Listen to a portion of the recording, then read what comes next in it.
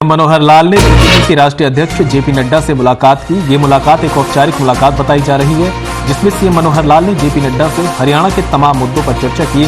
साथ ही आगामी चुनावों को लेकर भी मंथन किया गया।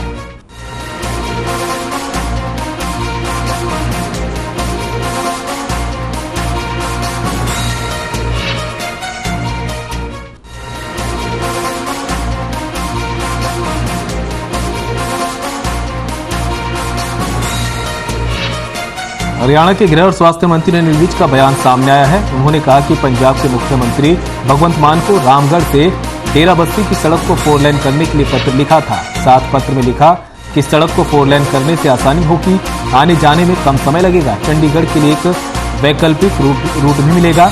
वहीं पत्र को लिखकर उम्मीद जताई थी कि जनहित में भगवंत मान जरूर इस सड़क को 4 लेन करवाएंगे।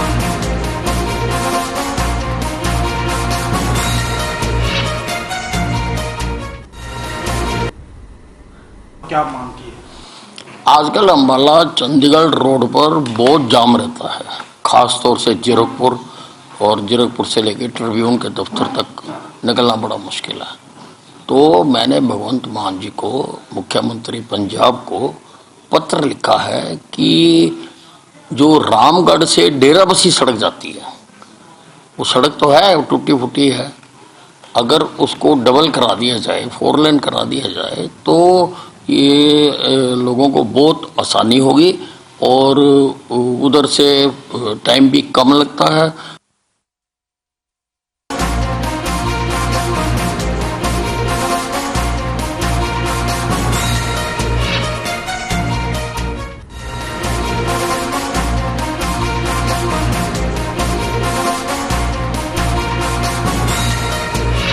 लोहारू के पीडब्ल्यूडी रेस्ट हाउस में कृषि मंत्री जेपी दलाल ने जनता दरबार का आयोजन किया।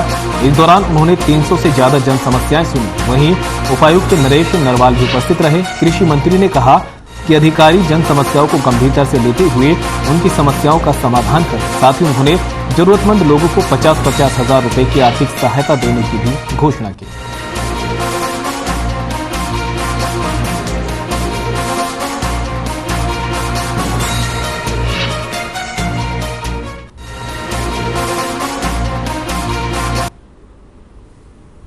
लोहारू के इस पीडब्ल्यूडी रेस्ट हाउस में आम जनता के दरबार में हम सब अधिकारी और मैं उपस्थित हुए और जो जन समस्याएं थी लगभग 300 अलग अलग समस्याएं हमारे सामने पेश की गई।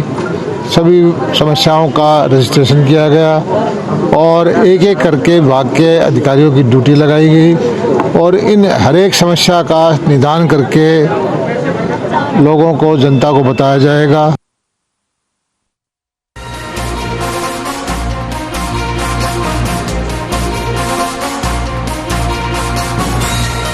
गुरुग्राम के बीजेपी प्रदेश कार्यालय गुरु कमल में आगामी रणनीति को लेकर बीजेपी की संसदीय बोर्ड की बैठक हुई।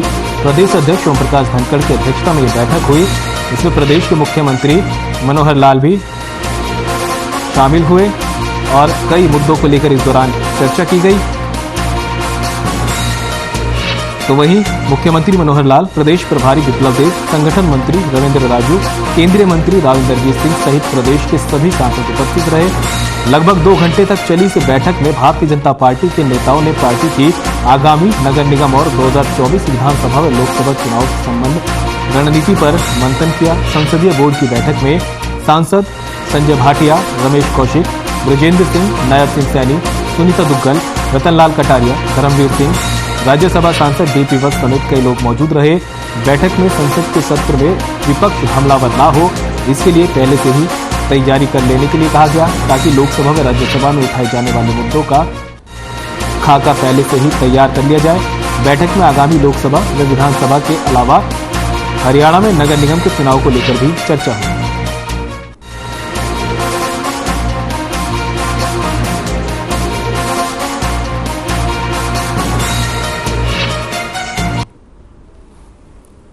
तीन बजे से हमारी छोटी टोली की बैठक थी, जिसमें मुख्यमंत्री जी, हमारे प्रभारी विप्लव देव जी, संगठन मंत्री जी और मैं, हम लगभग 2 घंटे के लिए बैठे और आगामी एक रोड मैप जो है वो कुछ महीनों का तैयार किया है। किस आधार पर संगठन को आगे बढ़ना है, सरकार के सामने कौन कौन से मुद्दे हैं और आगामी कुछ चुनाव भी आने हैं। मानेसर, गुड़गांव और फरीदाबाद के नगर निगम के चुनाव भी है।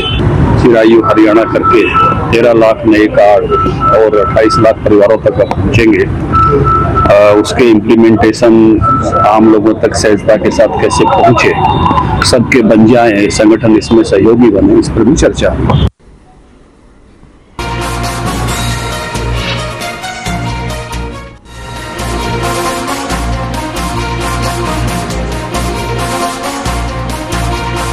फरीदाबाद के करनेरा गांव में जिला परिषद वार्ड चुनाव को लेकर दो प्रत्याशी आमने सामने आ गए। प्रत्याशी सुशील ने दूसरे प्रत्याशी पर धांधली करने का आरोप लगाया है। मामला करनेरा गांव के बूथ नंबर 4 का है, जहां जिला पार्षद पद के उम्मीदवार सुशील ने कहा कि आरोपी प्रत्याशी के समर्थक सरकारी तंत्र का गलत उपयोग कर रहे हैं। उन्होंने कहा कि आरोपी उम्मीदवार के पिता पुलिस में एसएचओ के पद पर तैनात हैं, जिसके बाद अब प्रत्याशी सुनील ने इस मामले की जांच की मांग की।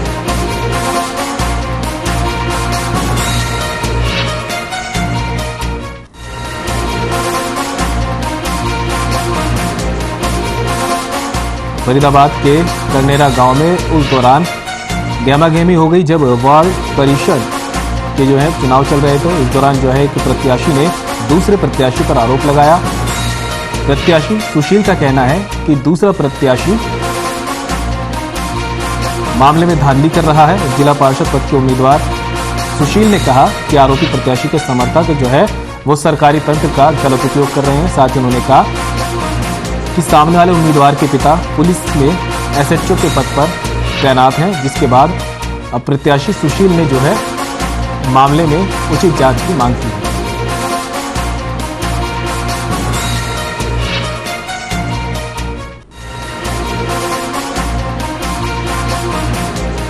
तो जिला परिषद के तीसरे चरण का गांव में सरकारी स्कूल है, वार्ड नंबर 4 बूथ नंबर 4। आरोप ये जी उनके सारा परिवार इकट्ठा हो रहा है, एक बाड़े से वोट डलवा रहे हूँ। ये कैसे आपने देखा, कौन लोग? मैं सुबह से देख रहा हूँ, 3 बार मैंने राउंड किया है, तो 2-3 लेडी हैं, वो बार बार वही बूथ पे। मैं सोच रहा कोई वैसे लगी हुई है शायद, मुझे पता लगा अभी कैसे उनकी सिस्टर है वो।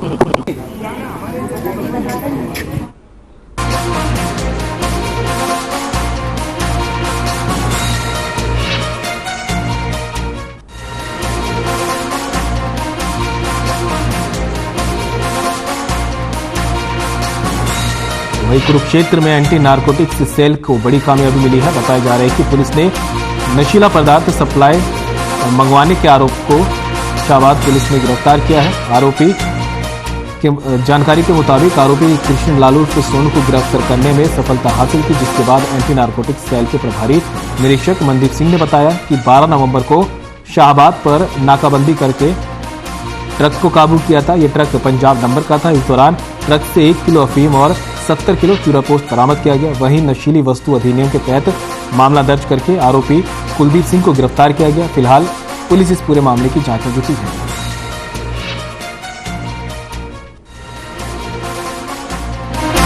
तस्करी का पूरा मामला बताया जा रहा है, जहां कुरुक्षेत्र पुलिस को एक बड़ी कामयाबी मिली है। दरअसल कुरुक्षेत्र में एंटी नारकोटिक्स सेल ने ये कार्रवाई की, जिसमें पुलिस ने नशीला पदार्थ सप्लाई और मंगवाने के आरोप में एक तस्कर को गिरफ्तार किया है। जानकारी के मुताबिक आरोपी कृष्ण लाल उर्फ सोनू के तौर पर इसकी पहचान हुई है, जिसको गिरफ्तार किया है एंटी नारकोटिक्स टीम ने।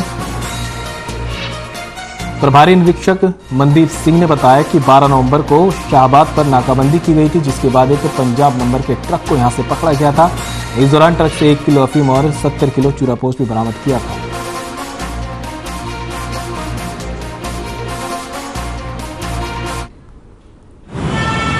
12/11/2022 को कुरुक्षेत्र पुलिस की एंटी नारकोटिक सेल की टीम ने एक सूचना मिली थी। सूचना के आधार पे वहाँ शाहबाद नाका लगाया गया था। दौरान नाकाबंदी एक ट्रक आया था, उसकी चेकिंग की गई थी और चेकिंग के दौरान उसमें एनडीपीएस का पदार्थ जिसमें 70 किलो चूरापोस्त, डोडा पोस्त और 1 किलो अफीम बरामद हुई थी, जिसमें मुलजिम अरेस्ट किए गए थे। मौके पर डीएसपी साहब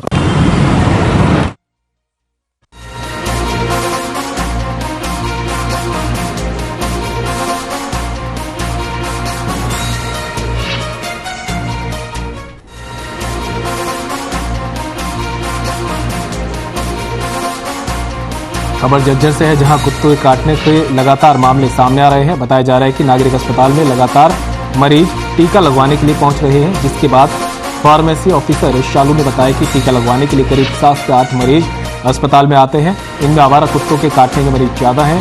साथ ही उन्होंने कहा कि आवारा कुत्तों की बढ़ती भीड़ ने लोगों को परेशान कर दिया। वहीं उन्होंने कहा कि पालतू कुत्तों को टीका लगवाया जाता है, लेकिन सड़कों पर घूमने वाले आवारा कुत्ते लोगों की जान के लिए सबसे बड़ी समस्या बनते जा रहे हैं। तो झज्जर का मामला है, जहां पर आवारा कुत्ते जो है लोगों के लिए परेशानी का सबब बने हुए हैं। इसका अंदाजा इसी बात से लगाया जा सकता है कि लगातार जो है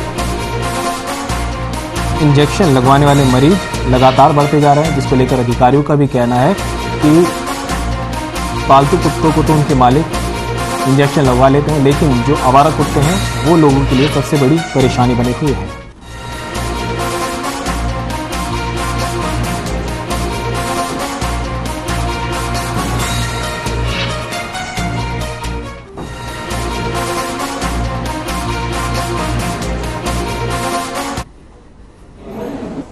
ओपीडी मरीजों के इंजेक्शन लगाए जाते हैं हमारे यहाँ पे। कुत्ता बंदर बिल्ली काटता है या फिर कई जो होते हैं पागल गाय या भैंस का दूध पी लेते हैं, उनके भी लगते हैं। बाकी जो बीमारियां होती हैं, खांसी जुकाम बुखार दमा के मरीज होते हैं, सारी तरह के इंजेक्शन लगते हैं। तो किस तरह के ज्यादा मरीज ज्यादा आ रहे हैं? हमारे यहाँ पे ज्यादा तो डॉग बाइट के ज्यादा आ रहे हैं। अच्छा।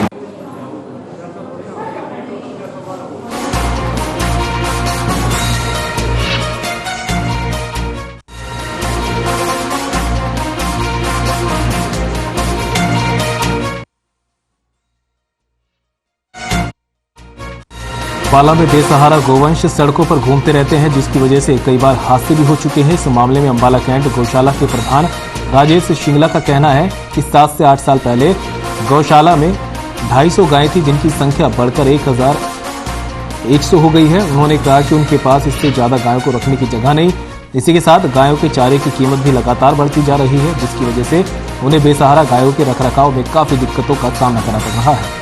उन्होंने कहा कि लोगों से पैसे इकट्ठा करके गौशाला का खर्च उठाया जा रहा है। अंबाला जिले में करीब 2000 बेसहारा गायें सड़कों पर घूमती हैं, जिनको कोई भी गौशाला अपने पास रखने में समर्थ नहीं है। उन्होंने कहा कि गौशाला के विस्तार के लिए सरकारी मदद की जानी चाहिए। इस मामले में नगर परिषद के सेक्रेटरी राजेश कुमार ने कहा कि बेसहारा पशुओं को पकड़ने के लिए टेंडर जारी किया गया था, लेकिन उसमें से एक ही कंपनी ने हिस्सा लिया, जिसकी वजह से वो टेंडर कैंसिल हो गया, क्योंकि टेंडर प्रक्रिया में कम से कम 3 कंपनियों को हिस्सा लेना होता है। उन्होंने बताया कि जल्द ही फिर से टेंडर निकाला जाएगा और बेसहारा गायों के लिए शेल्टर की व्यवस्था की जाएगी।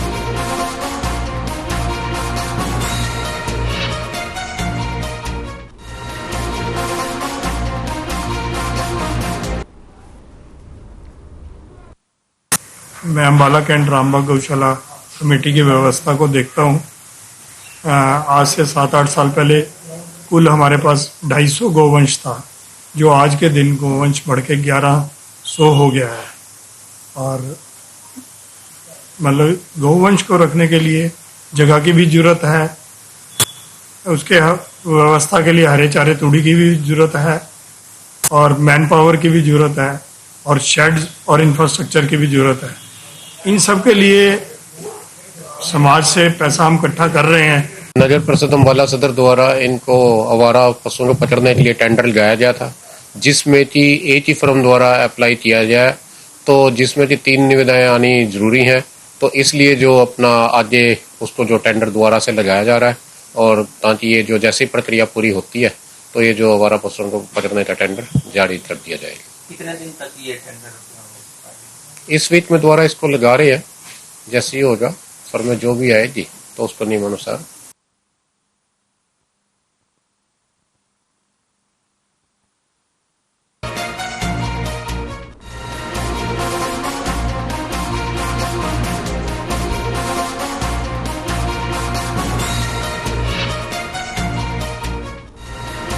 तो वहीं करनाल के घरौंडा में बिजली कर्मचारियों ने बिजली वितरण निगम में एसडीओ के खिलाफ जमकर नारेबाजी की। कर्मचारियों ने अपनी मांगों को लेकर 2 घंटे तक प्रदर्शन किया। बिजली कर्मचारी अपनी मांगों को लेकर लगातार प्रदर्शन कर रहे हैं। कर्मचारियों का आरोप है कि एसडीओ उनकी मूलभूत मांगों को नहीं मान रहे। दूसरी तरफ 3 कर्मचारियों का काम एक कर्मचारी से लिया जा रहा है, जिसकी वजह से कर्मचारियों के अंदर रोष है। कर्मचारियों ने चेतावनी दी है कि अगर उनकी मांगे नहीं मानी गई तो वे पूरे दिन की हड़ताल करने से भी पीछे नहीं हटेंगे।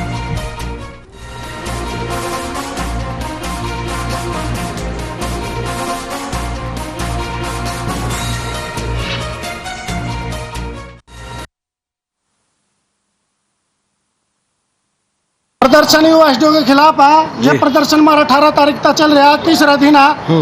बीच में तो शनिवार आतवार की छुट्टी थी। और जो प्रदर्शन हमारे अपने कोई घर की तो मांग नहीं मारी, कर्मचारियों की मांग है। धक्के 24 घंटे की ड्यूटी ले रहा, पावर हाउसों में कोई रेस्ट नहीं है और कोई भी किसी भी कर्मचारियों का कोई टीएनपी नहीं है। टीएनपी बिना तो काम होता ही नहीं।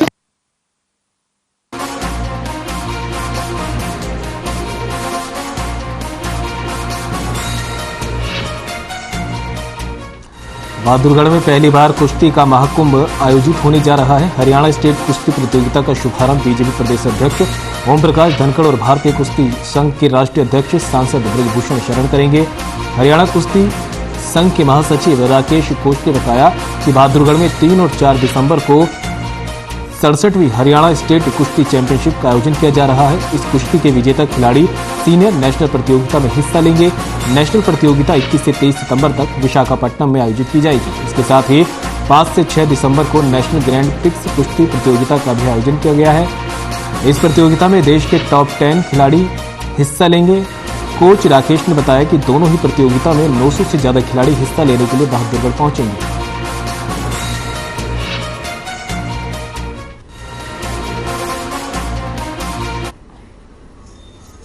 और 4 तारीख को स्टेट चैंपियन, 3 दिसंबर और 4 दिसंबर को हमारी सीनियर स्टेट रहेगी। करीब 300 पहलवान इसमें भाग लेंगे और मॉडर्न स्कूल इसका वेन्यू है। और जो है 4 और 5 को ग्रैंड प्रिक्स जो 3rd फेज का होने जा रहा है, ये 5 और 6 का नेशनल है इवेंट ये। और जो हमारी 3rd और 4th को सीनियर स्टेट होने जा रही है, उसका 21, 22, 23 को नेशनल में जो हमारी हरियाणा की टीम जाएगी उसके लिए चयन विशाखापट्टनम में नेशनल होने जा रहे हैं। मैं इकट्ठे करा दूंगा। ये हमारे कैप्टन साहब हैं।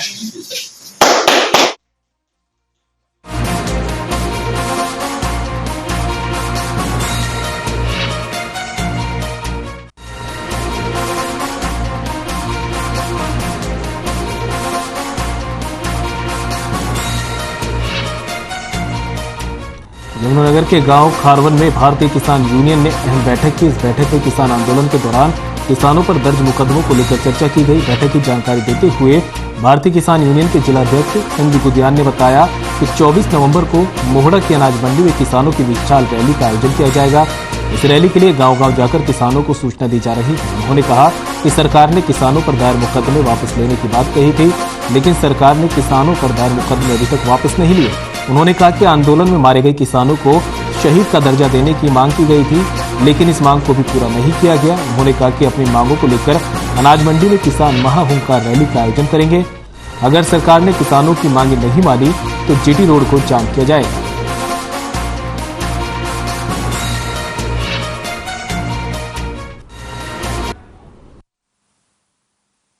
गांव खारवन में भारतीय किसान यूनियन की मीटिंग हुई, जो 24 नवंबर को मोड़ा अनाज मंडी में किसानों की विशाल जनसभा होगी। उसके लिए गांव वालों को यहां संदेशा दिया गया। सरकार ने जो वादे हमारे साथ किए थे, सरकार को उनका वादा याद करवाने के लिए, और जो वादा खिलाफी की है, आज तक मुकदमे जो वापस लेने का वादा किया था वो नहीं लिए। शहीद किसानों को शहीद की दर्जा देने की बात की थी, वो अभी तक नहीं किया। शहीद का स्मारक बनाने की बात की थी सरकार ने, वो वादा अधूरा है।